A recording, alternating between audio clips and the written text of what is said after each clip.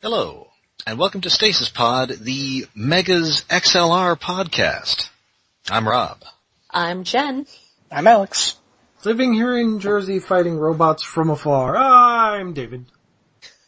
And yes, as you may have guessed from what we just said, today we'll be doing one of our usual mid-season sojourns and checking in on another robot-related show. And this week we're looking at Megas XLR.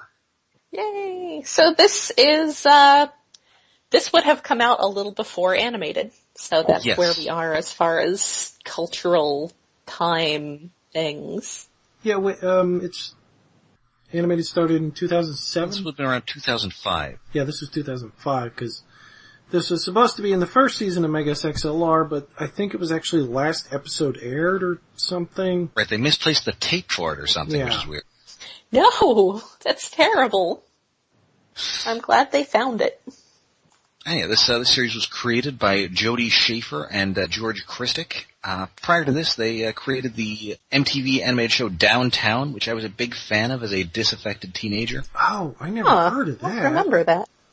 I just know that Krishik was on like Clone Wars after that, and Motor City, and a bunch of other animated things as a writer. And Schaefer is mostly an animator. Yes, Schaefer, I believe, co-founded Titmouse Studio, which, among other things, animates the Venture Brothers and Metalocalypse. Ooh. And the premise of the show is that there is this New Jersey slacker, Coop, voiced by David DeLuise, son of Dom. Oh. The lesser known son of Dom. Wasn't a lot of TV shows around the time this came out that like he'd be like, hey, that guy in the background. Is there a better known son of Dom? There's Peter DeLuise, who was on 21 Jump Street. Oh, okay. And Sequest DSV. And then there's another son who's an actor. There's another one? Yes. Michael DeLuise. Michael DeLuise. I'm trying to look this up. Wait, oh yeah, he was on Sequest and Stargate. Oh. Oh, and also in Encino Man. For some reason, I thought one of them was Captain Planet, but I seem to have gotten that confused somehow. No, that was David Coburn. No relation to James Coburn. Anyway, he is accompanied by his pal Jamie, who is kind of a scumbag, Yes. and is voiced by Steve Bloom. Who is not at Yay! his bloomiest voice-wise. No, this is a different Bloom. It's not his usual Bloom voice. He's doing a younger, jerkier voice. A comedic voice. Mm-hmm. And apparently this robot came from the future, and it was accompanied by this woman, Kira, voiced by Wendy Kiva. Lee, who looks like she's done a lot of anime. Yeah, Oh, yes. her Yes, character she has. design is odd. Well, that's the thing, is that she's from the future. Yeah, so her eyes have moved further apart and her mouth has moved down. And she's, Yeah. I think, supposed to look kind of anime-y. Yeah, Yeah. the show does anime-y things, but her character design doesn't. It looks weird. Anyway, so he's got this robot, and he replaces its head with a car. Yes, a hot rod. Of course you do. It's the thing to do. Hence why the theme song notes that you've got to find first gear in your giant robot car. Yes. Well, because when Kiva gets it, the head gets blown off and it gets chucked through time. So he has to replace the head. He replaces it with a car so he can drive it. You know. So I think it's only the second giant robot ever to have a steering wheel to control it. What was the first? Zabungle from the self-titled Zabungle. Well, I Okay. guess other robots in Zabungle had steering wheels. What about Power Ranger / Turbo Megazord? I didn't watch that much Power Rangers growing up. Zabungle also is one of the few shows where the main pilot is kind of fat. I guess kind of like this. Yeah. Coop is Uh, fatter. He's a large fellow. he has the build of Dom DeLuise. Yeah, that's fair. More so. Sadly, we do not see him wearing Dom DeLuise's patented fat guy hat. So the formula of this show is basically these people blunder into some sort of situation involving a cosmic supervillain, or aliens, or robots, or Bruce Campbell MODOK. Yes. Or a trip to the DMV that goes horribly wrong. Yes. Well, I mean, how are you going to register that? Or Michael Dorn is a Grey Goose situation waiting to happen. Yeah. Had a really good guest cast for the show. Oh, sure. And, in fact, that guest cast is the reason why we're watching this show today. Yes.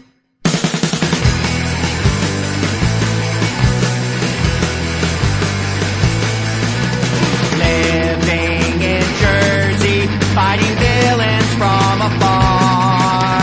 You gotta find first gear in your giant robot car. You dig giant robots, I dig giant robots, we dig giant robots, chicks dig giant robots.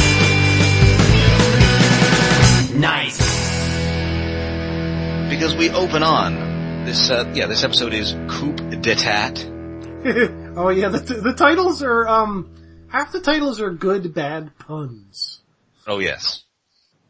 And, we open with what appears to be the unholy love child of Cybertron and Unicron. Yes, it's very much, it's like Cybertron with Unicron's ring wings. With the, rings that have the sort of attachments to the planet. Ring wing, do your thing. Yes, like that. And yes, this is the Halcyon world, which is ruled by an empire of robots. And in particular, it is ruled by an emperor who is an old bearded guy who kind of looks like Alpha Trion. And is voiced by the late great Earl Bowen. I think Earl Bowen is still alive. Is he? I could have swore he died. He is still, at least according to the ever-reliable Wikipedia, still alive. Oh, I'm happy to be wrong about that then. I think he's retired. That could be it. Formally retired can be like that. Although it says he was in a Warcraft game last year. Ooh. Oh hey, it's that guy. Playing Hekima the What. He's done a lot of voice acting. He wasn't in Transformers. He was in G.I. Joe. Mm-hmm. He played one of those guys in G.I. Joe the movie when Don Johnson gets sent to train with those weirdos and Sergeant Slaughter on an island. I think he's like the Turkish circus strongman. Oh, the one with the weird mustache? Yes, it's like a Cobra defector, it's a Samoan football player, and it's a Turkish circus strongman, all being trained by Sergeant Slaughter. And that is not the dumbest thing in that movie. No. I haven't even gotten to the ancient race of snake people. Yes. Well, we all know about the ancient race of snake people. But Yeah. he's probably best known for being in 3 Terminator movies as Dr. Silberman. He's the like in the first movie, Sarah Connor and Michael Biehn, they get arrested, and because they're talking about, future robots, they bring in a psychiatrist. And that's Dr. Silberman. And then he's in the second one, he's running the mental institution where Sarah Connor is. Mm-hmm. And then in what is maybe the only good part of the third one, he has a cameo in the third one where he talks about, for a long time I believed that, there were these robots in the future, but then I realized that was crazy. And then he sees Arnold Schwarzenegger walking through a cemetery with a coffin full of guns. Oh. God damn it. Can't just do that.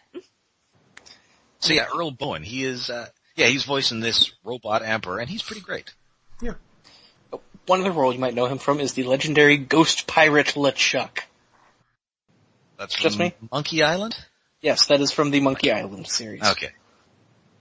And, he's addressing his subjects, his time to reign has ended, and so he is assigned his subjects to take the sacred undying flame of Azeroth, so they can prove worthy of succeeding him. And his two main apparent successors are Guyven, who is voiced by Peter Cullen, and Zanzo, Or the other way around, I think. Yeah, Guyven is voiced by Frank Welker, and Zanzor is voiced by Peter Cullen.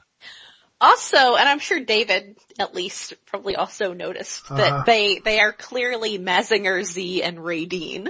Yeah, Raideen. Well, mostly they're, all the knockoff Cybertronians or Halcyonians are pretty much like old 70s and 80s anime mecha. Just a hair off, like the Mazinger Z, there's the Raideen, there's Vanguard Ace heads that show up on a bunch of guys. It's just robot reference overload. Yes. Interesting because they're not really that Transformer. No. Well, other than the voice actors and the look of the planet, they don't transform. No.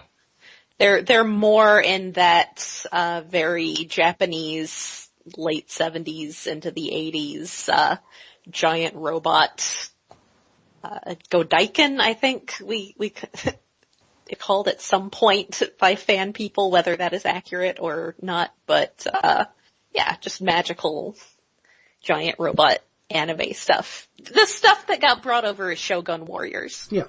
It's very much influenced by that.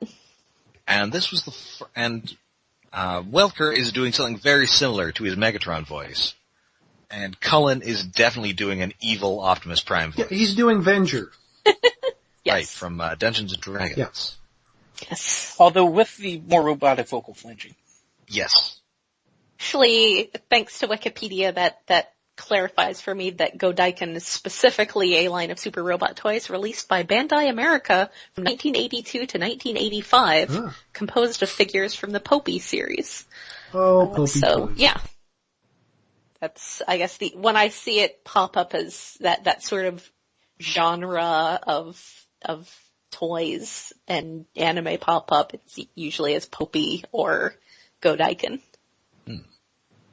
Anyway, but before any of this can happen, the titular Megas teleports right into the middle of the sacred undying flame of Azeroth and destroys it. Because they are trying to get to a monster truck show. Yeah, the Greater New Jersey Monster Truck Massacre. Yes. This Sunday, you'll have a whole seat, but you'll only need the edge. Car crushing, truck crushing mayhem. And once this happened, they immediately teleport away again. Yeah. And so the Emperor assigns his subjects with a new task. Bring me that dumb robot. They are ready for this.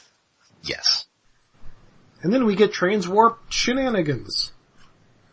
Yes, they are going from Earth from planet to planet. They end up on a Tron planet. Yes. Planet with giant gorillas.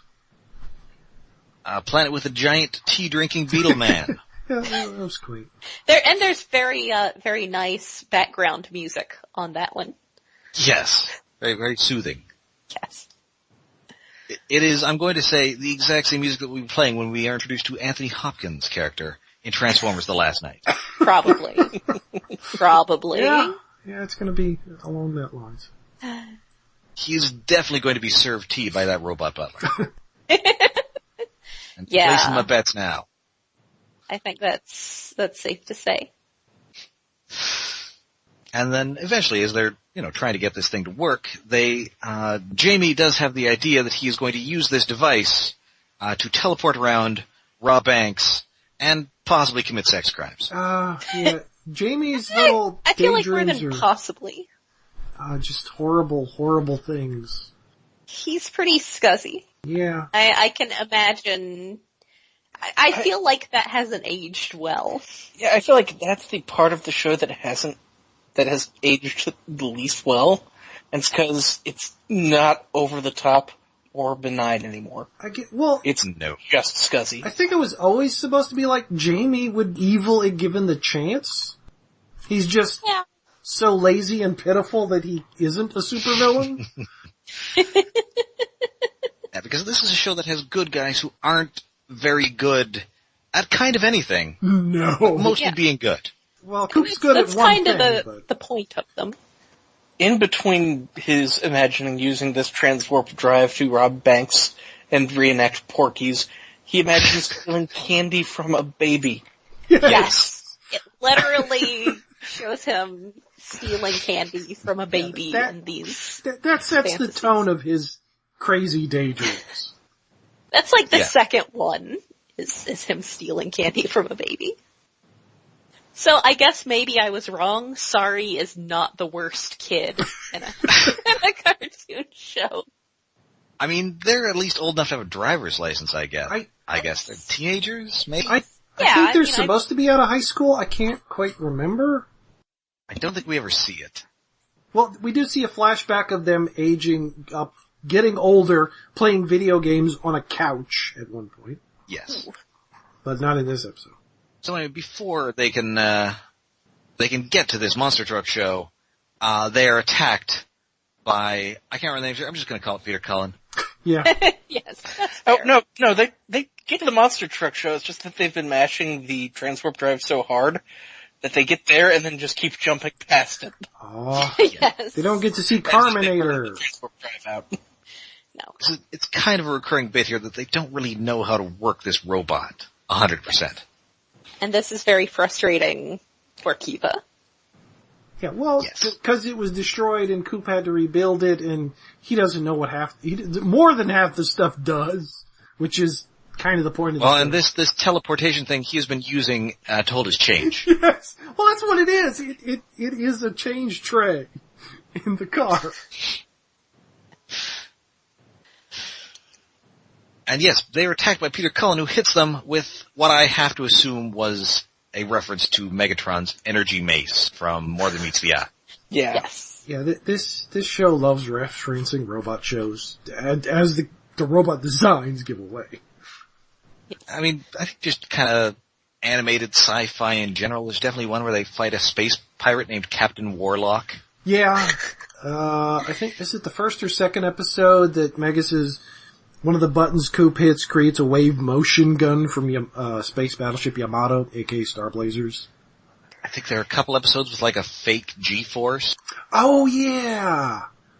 And there's, of course, the Bruce Campbell MODOK. Yes. And there's a Sailor What? Moon episode. That sounds familiar. I think there's a giant robotic Mr. T. Probably. When I was looking it up, I discovered that the Sailor Moon-alike is voiced by Apollo Smile, which almost no one will remember her. Nope. I mean, Kiva did the voice of Queen Serenity in at least one Sailor Moon dub. Oh. Yeah, she does. She has more voice credits than even Steve Bloom. Wow. Yeah, She's she pushing does. towards, Frank Welker. She wow. does a couple of the voice lines in, like, the Fire Emblem mobile game. Yeah, she does mostly video games and anime. She doesn't do a lot of Western cartoons. This is one of the few that I know of. And apparently she was also on Power Rangers. Ooh. Pretty much everybody Voice. was on Power Rangers. Brian That's Cranston. the voice of is on Power- Serpentina. And, one of the, what's the annoying little robot? Alpha 5 or 6? There's a couple of Alpha them. 5. is I think the there was first Alpha 5 and then there was later an Alpha 6. Yes. one. What? And I think Alpha 5 changed voices at one point, but at least one of the voices was Richard Horvitz. Okay. You may know him better as Raz from Psychonauts or Daggett from The Angry Beavers. Oh, Also or, Bryan I'm buried Cranston. the lead there, Invader Zim from Invader Zim. Oh, what? Oh man, that broke me. That's it, I'm done. I'm going home. So yeah, he hits him with his mace. He talks about taking his rightful place on the throne, which they interpret as a toilet joke. I I kind of like what that says about them as characters, because it's such a stretch. That's very true.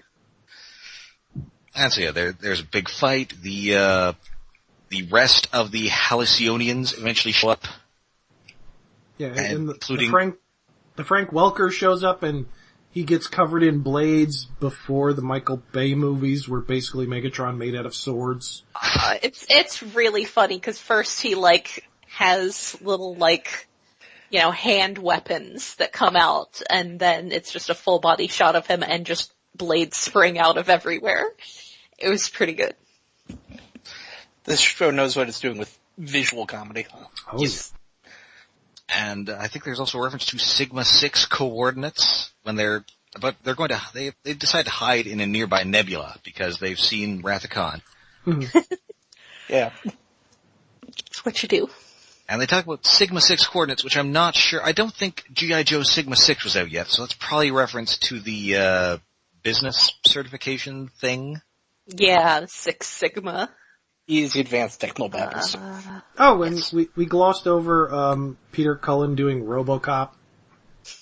Dead or alive, you're coming with me. Was he on that 80s RoboCop cartoon? Could have been. I mean, he's kind of got the RoboCop voice. I know on the 90s one, Alpha Commando, it was David Sobolov. Oh wait, there was 2 RoboCop cartoons?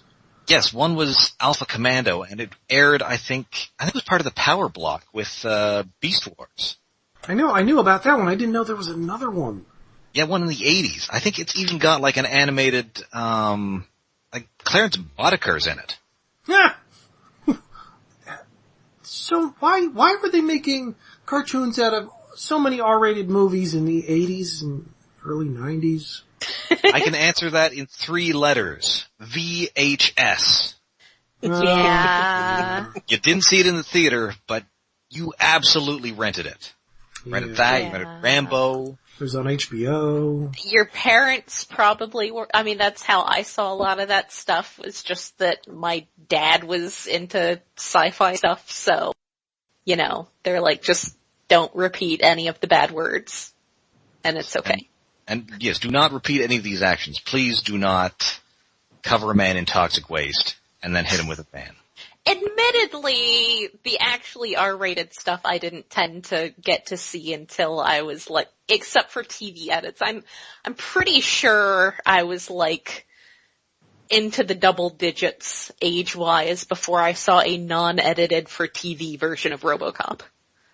I'm not sure. I think my parents were just judicious with the fast forward button. It's okay, so we're watching Terminator. Oop, okay, time for this way too long sex scene. Complete with the sex jam version of the Terminator theme. It's like this soft piano, da da da da da da da da da da da da. And it's just Linda Hamilton with her 80s hair. Why? Anyway, so I don't even know how we got on this. Oh, right, the RoboCop. Yeah.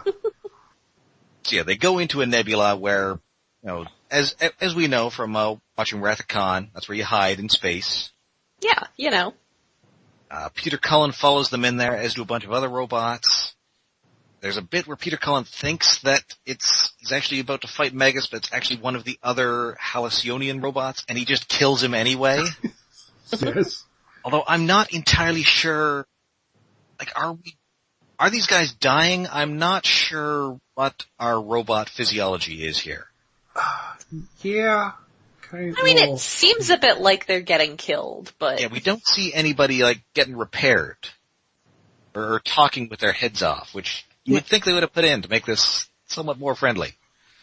They don't really care, but, also some of the character design, the background guys are so similar that you could see one guy die and then a similar looking guy shows up the next scene. They're troop builders. They're generics. Yeah. Anyway, and Coop and the guys figure that out, and Coop is like, oh, let's kill robots too! It's like, no, we can wait and they can murder each other. Nah. Why wait? We don't have friendly fire. Yeah. So Megas goes around like a serial killer, like he's become Jason in the Friday the 13th movie. Just murdering dudes. Speaking of R-rated VHS. Yeah. Yeah, this is, they're kind of only the protagonists because the show's about them. Yeah. Yeah. As the show will come out in a scene slightly later, Coop has his every episode, you wronged me this way, and this way. Oh, we'll get to that. And they cut him off like, that was your fault, that was your fault, that was your fault. Yeah, normally, like, he's listing a litany of whatever alien invader has showed up has done. But this time, it's all, no, that's all shit you did. I mean, he's the alien invader. Yes! It's true.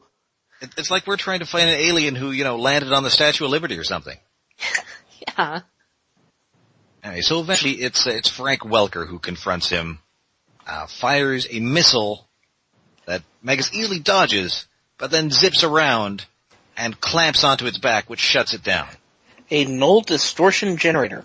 Yes. I wonder if that's a reference to Starscream's null rays. Oh, hell Maybe. yeah. It also only comes after he makes a rather reasonable offer. Yes. Hey, come peacefully. I'll be Emperor. I pardon you. You can leave. Yeah, Megatron is kind of the good guy in this one. Yeah. Yeah. Kinda. You can tell because he's got a proper face. Yes. Although His it's a mouth weird, doesn't move. like, the mouth moves, like, we see it in different scenes and it has different expressions. Yeah. But when he talks, it stays stationary and it just lights up. Ah, Yeah. well, that could be a reference to old anime where the robots would have different expressions, but they wouldn't move because they were just controlled robots. Like Raideen. Oh, okay. I can buy, with some shows I would buy that, but this, I can certainly buy that. However, it is eventually Peter Cullen who emerges with the prize here. Well, yeah, after the segment of Rock'em Sock'em robots fighting in space, trying to get the depowered Megas while rock music is playing. Yes.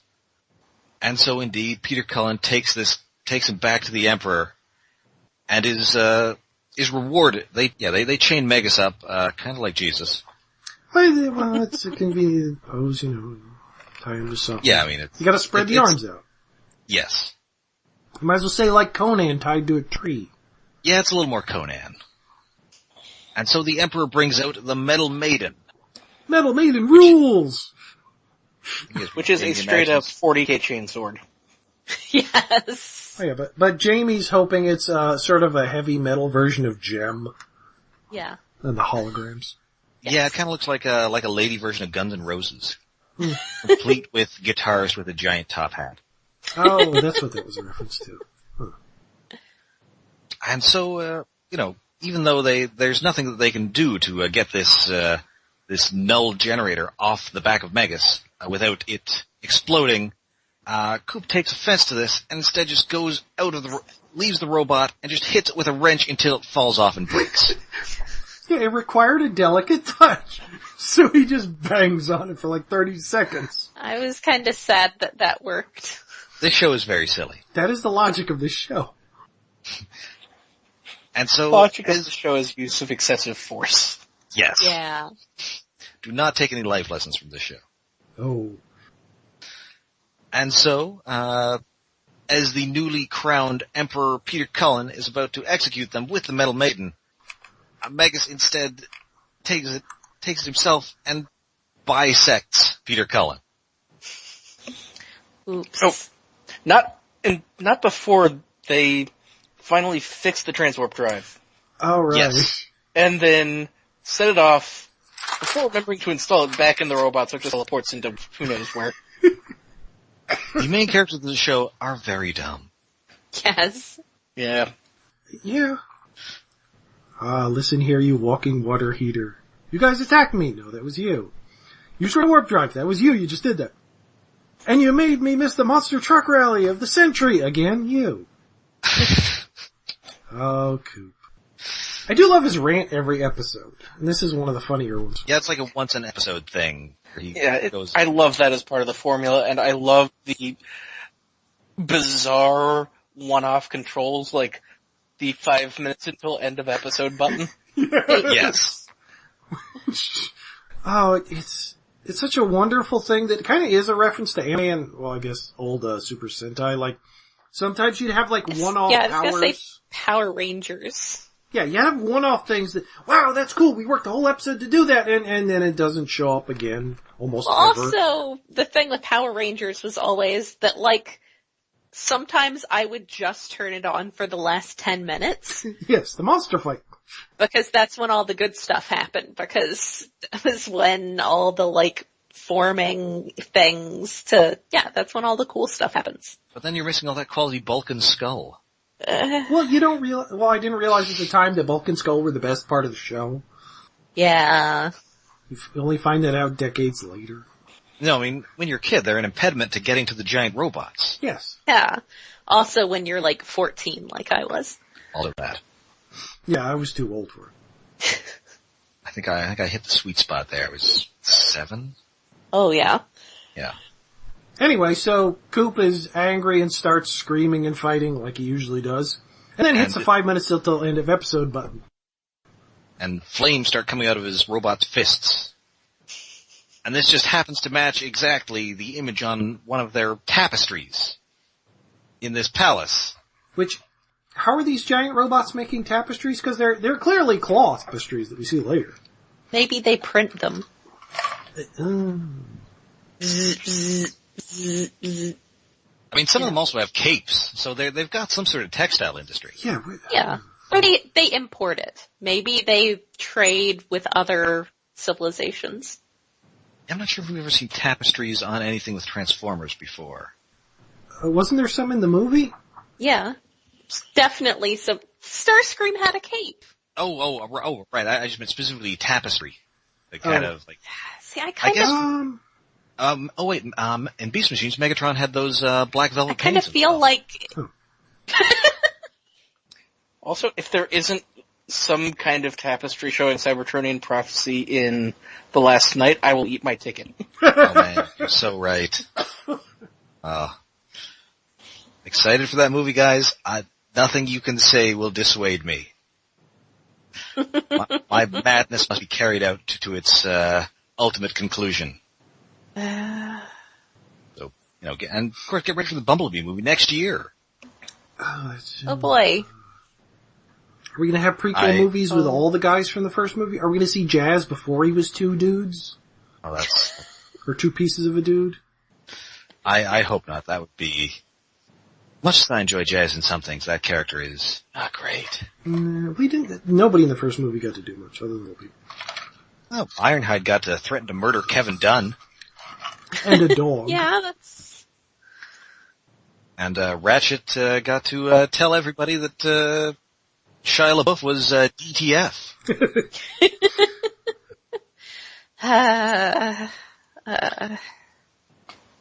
We're definitely going to have to cover those movies at some point. Eventually. If I have to drag you kicking and screaming. Well, yeah, that's what we got a Patreon for. That's in the future. Yes, that's gotta be like a stretch goal, like if we can hit like $50 a month maybe. Have to pay for the therapy. Yeah.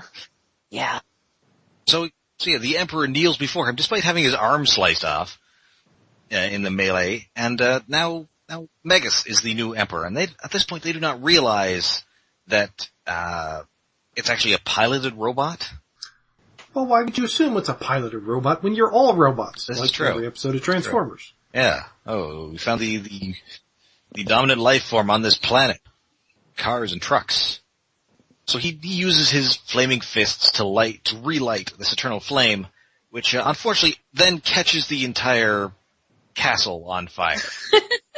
Well, there's all those tapestries. Yeah, he tried to put it out with the tapestry. It burns. It's pretty great. And so they just have to flee the scene. And also in here somewhere there is a weird fantasy sequence with Jamie being the Emperor. Yes. He thinks about the things he'd do if he was the Emperor. And there's an old balding Coop involved somehow. Well, isn't that a reference to Escape from New York? Oh, you're right. Oh, that's a good catch. I didn't think of that. That's right. I guess he's supposed to be like Isaac Hayes. Yeah. It's a movie I've got to rewatch. So they end up just fleeing the planet, but Coop assures everybody that, it was just a little fire. It'll be fine. And then the planet explodes. Oops. Oh well, that was a nice Cybertron while it lasted. Yes. And, that's the episode. The end. They blew up some other world. The end. I mean, it's kind of, that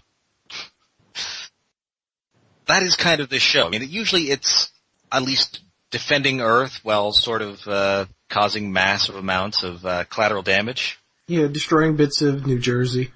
Yes, but, nobody would notice. Or Philadelphia.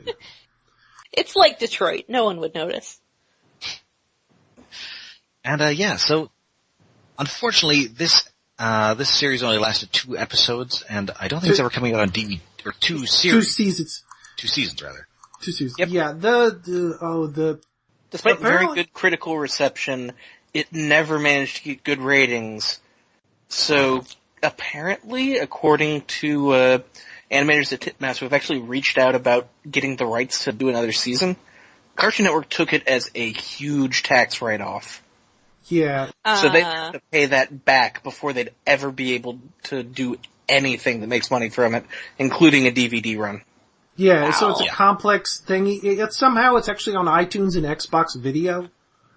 So there are legal ways to watch it, but, like, they can't put it on DVD, they can't make a new season. They might be able to make a video game out of it. Like, the legality there is squirrelier, but, well, it was, Megas was in some kind of Cartoon Network video game, in 2009 or something.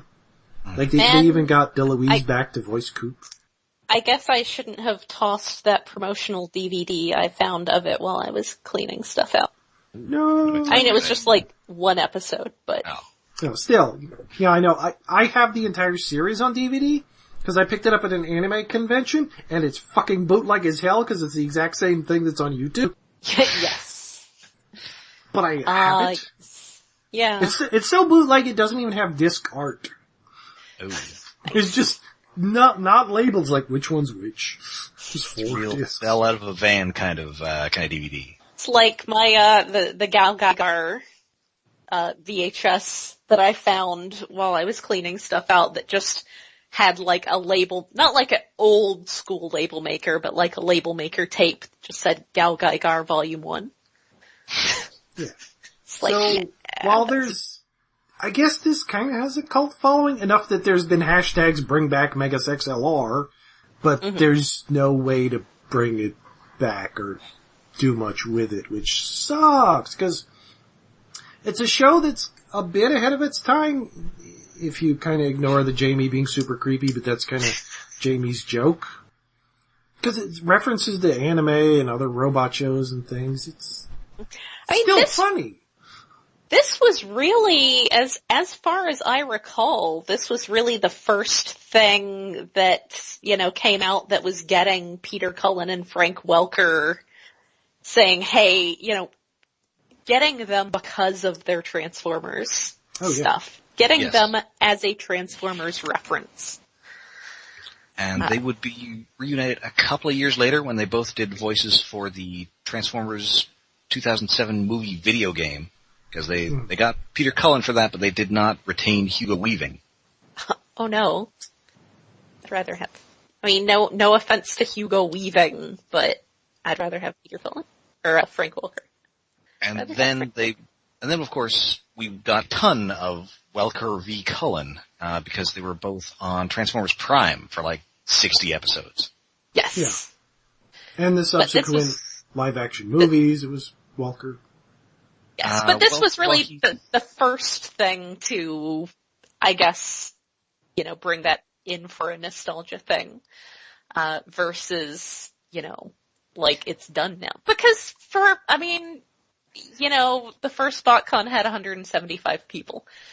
It took a lot of time for Transformers to sort of come back to being recognized as something that people cared about now and not just something that people used to care about. So this was really the first thing to bring that in like that to show.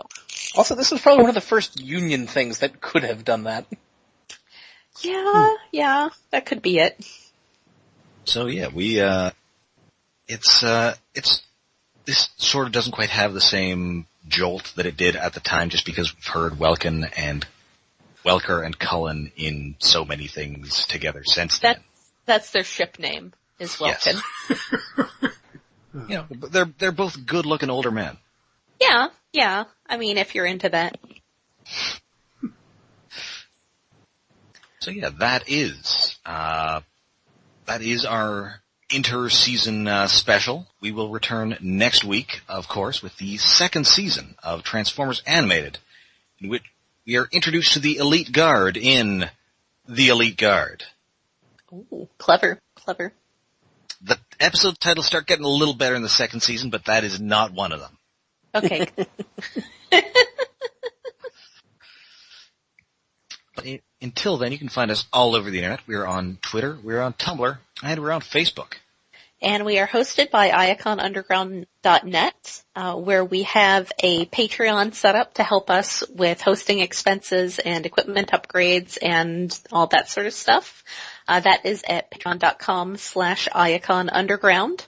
And we will be continuing with some upcoming Patreon exclusive podcast episodes. So keep an eye on our Twitter and, us here talking about it for that. And you can find us wherever finer podcasts are found. We are on both, we are on both iTunes and on Google Play. And wherever you find us, please rate and review us. We'd greatly appreciate it.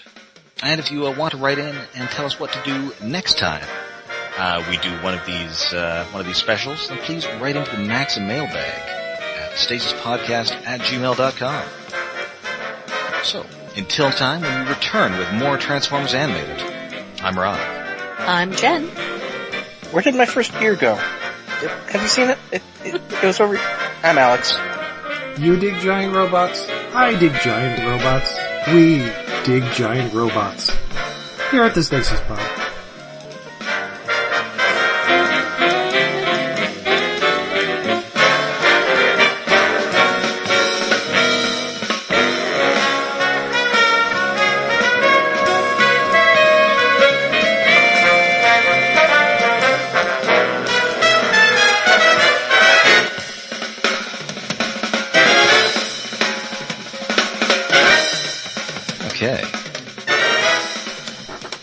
So annoyed I can't, there's no possibility of more of the show.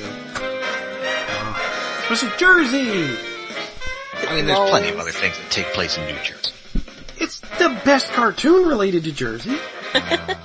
Even though the two main characters are kind of scummy assholes. Yeah, but how about that Clerks cartoon? It's appropriate. I guess that was okay. It didn't run nearly as long. It was only, 6 episodes? I've only seen a few of them. I think it was only 2 6 of them aired on episodes, television. and kind of funny, but... Two aired on television, and that screwed something up. Because the entire joke of the second episode was, despite being the second episode, it was a clip show. Yeah. Oh, yeah. Oh, apparently, Aqua Teen Hunger Force also takes place in New Jersey. Oh, it does? Forgot about that. That's a bad show, but for a while I used to sort of watch it while playing Final Fantasy Online, in that I would have it on in the background. And it was funny without looking at it. Looking at it's not as funny. And I guess depending on where you consider Gotham City to be, it's possible that every Batman show takes place in New Jersey. Oh yeah. Forgot about that technical. Well, wait, is it in Delaware or was Metropolis in Delaware? When the line on it isn't Metropolis is New York City during the daytime, Gotham is New York City during the nighttime. Gotham is in South Jersey, and Metropolis is on the other side of the bay in Delaware. Yes. Ah, okay. Although sometimes Metropolis is in Kansas. Yeah, that's much... It makes more sense for it to be closer to Kansas, but it's often shown as just New York City near the water, so that kind of... Yeah, I was gonna say that whole, being near the water thing seems kind of relevant. Yeah. At least a river. Come on. Yeah. It looks like it's traditionally in New Jersey, at least. So, there you go. All those Batman cartoons take place in New Jersey. Okay, yeah. So for counting Batman in the animated series, that's the best show set in New Jersey. I think changing would be less terrible if they had the Adult Swim carte blanche, too. To do Just what? Just make him a total scumbag. Yeah. Make him a total scumbag instead of we could get away with showing this on TV edited for content in the 80s scumbag. Yeah. Yes. Coop keeps him in line.